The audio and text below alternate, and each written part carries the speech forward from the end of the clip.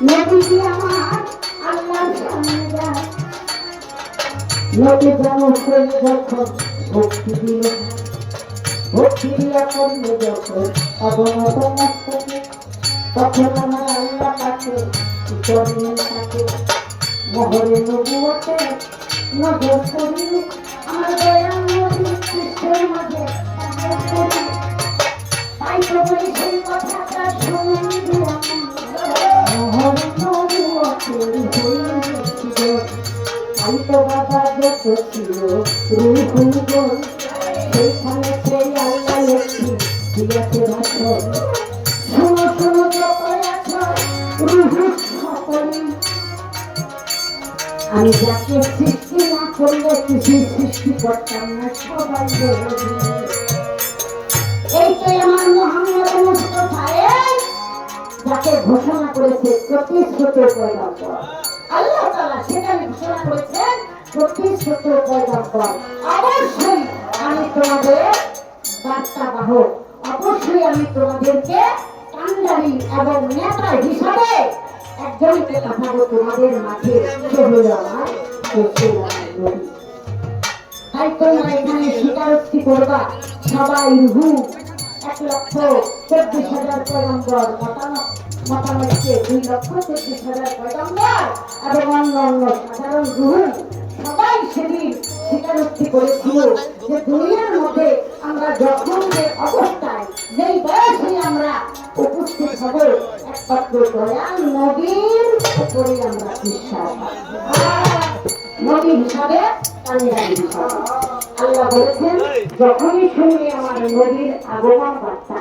তখনই তার নামের উপরে সম্মান প্রদর্শন করবা এবং তোমাদের পৃথিবীর বুকে যাওয়ার এবং আগমনের উদ্দেশ্যই হইল আমার নবীর সম্মান তোমরা প্রচার করবা, এটাই তোমাদের কাজ। তাই যুগে যুগে যুগে যত নবী রাসূল প্রেরিত হয়েছে, সবার মধ্যে একটি কথা ছিল যে আমাদের পরে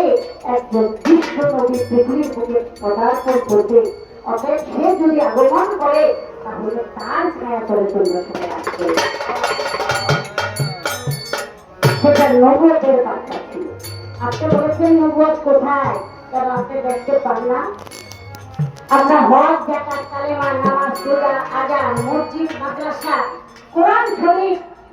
আমরা কোরআন শরীফের আয়াত সূরা পাঠ করে নামাজ কালাম আদায় করি।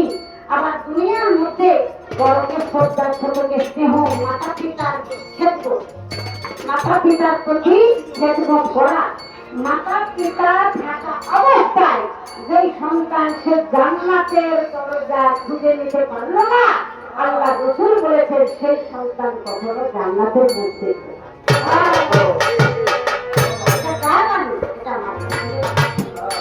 দুনিয়ার মতো যত প্রকার সৎ কর্মগুলি দেখতে পাই, যত আদর্শ দেখতে পাই, এরা প্রতিটি নবুয়তের বার্তা। অর্থাৎ বেলায়েতের অধিকারী যারা, তারাও সেই নবুয়তের বার্তার উপরে, নবুয়তের আদর্শের উপরে। আশা করি বলে দিলাম, বলে দিয়ে ভাই আরো একটি কথায় আমি সবাই শুনতে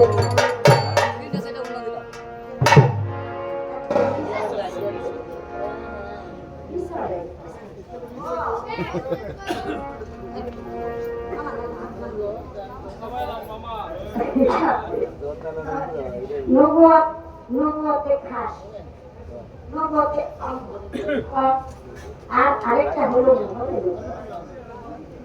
যারা নাকি দুনিয়ার মধ্যে নবুয়ত নিয়ে আসছে, সেই নবুয়তের একটা সীমাবদ্ধতা, সীমা রেখা, আর যেটাই নাকি খাস এবং মহানের নবুয়ত, সেটা হলো সৃষ্টি থেকে আদি, সৃষ্টি থেকে কিয়ামত পর্যন্ত যা থাকছে এবং যেমন আমার দয়াল নবী মদিনা মুনাওয়ারায় চোখের পানি হাসরের মাঠে আমার দয়াল নবীকে যখন দেখা হবে, আমার দয়াল নবীর দাড়িতে গালে আঘাত থাকবে, তাই প্রশ্ন করা হবে যে আপনার শরীরে কাদা, দাড়িতে কাদা, চেহারায় কাদা, চোয়ালিতে কাদা কেন? আমার দয়াল নবী সেদিন বলবেন হে আমার, হে আমার।